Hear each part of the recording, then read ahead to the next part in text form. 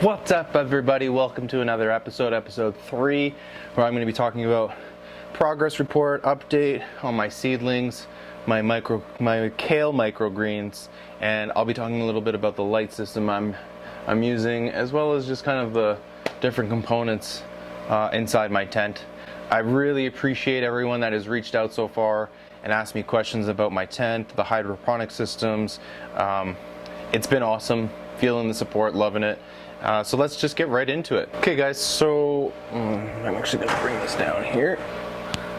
Alright guys, so we have my seedlings here. So first off, we've got the cucumber. I mean, you can see these guys are they're flourishing.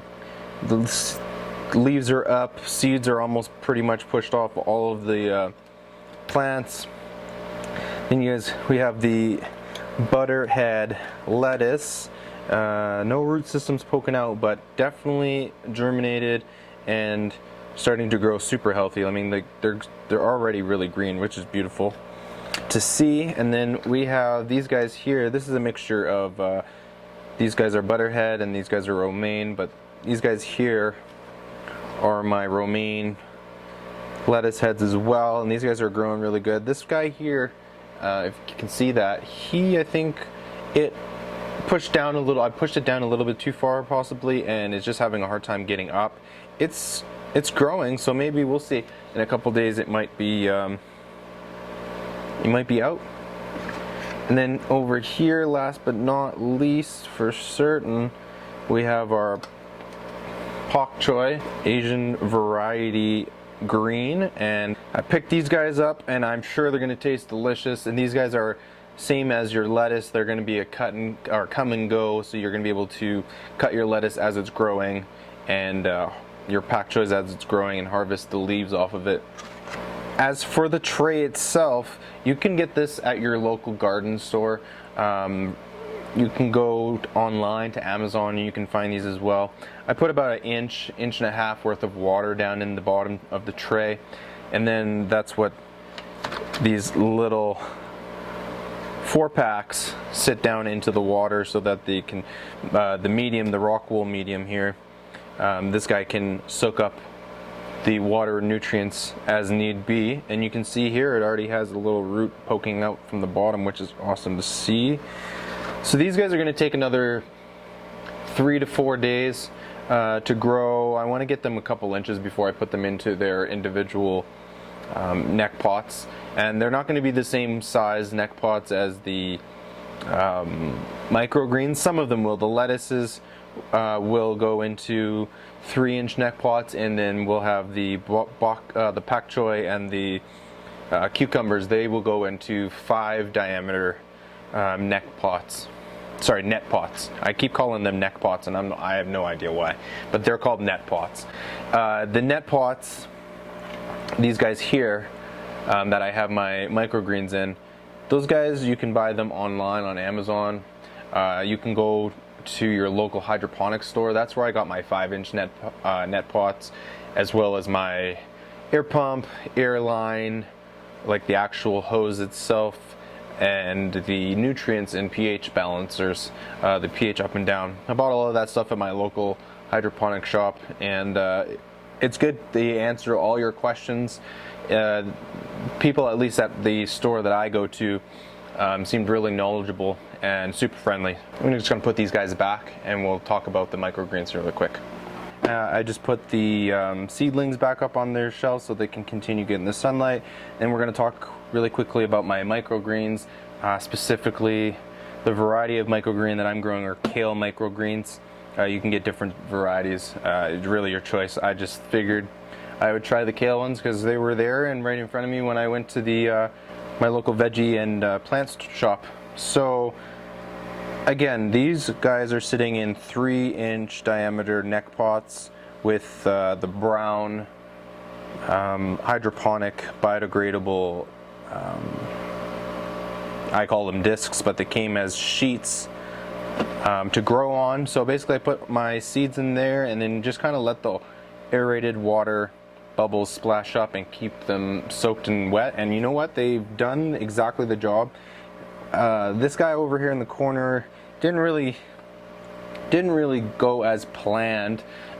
He just wasn't getting as much of this splash up as the surrounding ones, so I have had to switch them out and just make sure that they're getting their equal amount of water and nutrients from the splash up from the bubble rock.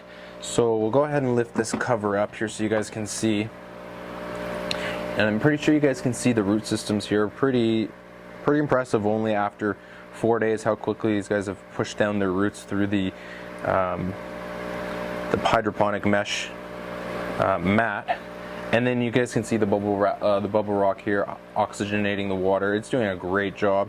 A little bit of algae buildup, but I think that's mostly because these guys right now are letting a bit of light in from the top, and that's why I actually have these bins a different color than clear, so that I can't see through them, because algae in water is caused by the light getting in and getting to the algae. The UV rays creates the bacteria inside the water, which creates the algae.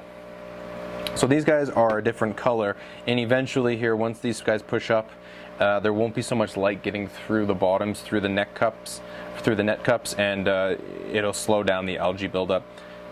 Again, I just bought these totes at Canadian Tire. These are 25-liter totes, and I bought a 3-inch diameter hole cutter for my drill, and then I just made these holes as I saw that I wanted to. I've seen people again with 12,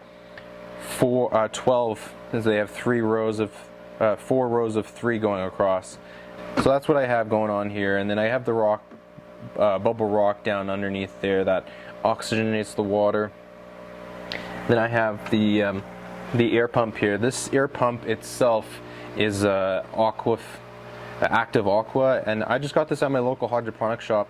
I had went in originally for a different one, and he said he uses this one, so he said, I asked him if it was quiet. There's a couple things that I wanted. Make sure that it had sufficient airflow, that it could pump to multiple reservoirs. To pump them through multiple reservoirs, so I have 1, 2, 3, 4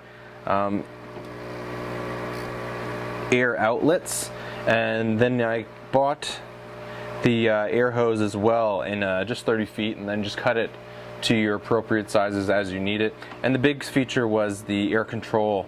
You can actually turn up and turn down your airflow depending on how many you have running and how much air you want to be pumping through to the bubble rock, sorry. Yeah, and it's quiet. It has not given me a problem. It hums really low. You can hear it, of course, but you don't hear that upstairs, which is what I was going for. There are other ones out there that you for sure can hear. So now we're going to go ahead and touch a little bit on the systems that I have in the tent, and hopefully that answers some of the questions that people have been reaching out about. Okay guys, so now we're going to go and just touch base really quickly on the actual setup that I have here. So the first is the air filter component, and that's just going to be a basic charcoal air filtration, and then I've got my air intake and my air duct that goes outside of the tent, and that basically just it pushes out fresh air from any smelly odors that may come, or not smelly, but plant odors that may come off of the plants as they are releasing their CO2, carbon dioxide, into the air. One other feature about the air intake, which is nice, couple settings, low, medium, high, and you can go in between those and just fool around. I keep it usually on medium, and right now it's super early in the grow, not a whole lot is going on. So, and then really quickly we'll touch base on the light system. So these guys I have here are LED full spectrum grow lights, and they're 1,000 watts. You get, this is why they call it the full spectrum, is you've got the blue light, you've also got the red light, and then you've got blue and the red light, which gives you the full spectrum. So you're getting what the plant needs at different stages of growth. A really good feature about these lights is that the suspension cables and the one-to-one pulley system, that came with the lighting system, which is really neat. You just have a cable and it just gets pulled up like that, and it actually will stay there has a safety mechanism that locks it in place. I recommend tying it off as well, just in case that safety mechanism fails. But it has a quick release up at the top, and you can actually lower it down to the desired height that you need your light at for the different stages of growth throughout your veggies life. And then of course the tent itself, the walls are all reflective liner that lets know it's completely light containing, and it doesn't let any light out. So this is really good to help keep all the direct sunlight and UVs bouncing back off the walls and back into your plants so that they can eat properly and get the proper nutrients that they, or the proper UVs that they need. Hopefully that explains a little bit, guys, of the different systems and components of those systems that I have in the tent. All of this stuff, the air filter, the tent itself, the lights, fans, everything you see in the tent can be purchased at your local hydroponic shop, or you can go online and order through Amazon or wherever you feel comfortable. One other thing I want to talk about really quickly are the lights themselves and how long you want to keep them on for. Personally, I'm keeping my lights on for 18 hours a day. They go off at 1 o'clock in the morning and they come back on at 7 a.m. That just gives them a chance to rest. Have my lights on a timer, and the reason for that is so I don't have to come back down here every single time and turn my lights off, especially at 1 a.m. and getting up at 7 a.m. to do that. Well guys, thanks for stopping by. I really hope you enjoyed this episode. If you haven't already, please like, subscribe, hit that notification button so you get a notification when I post a new video. And again, stay healthy, eat fresh, grow some veggies.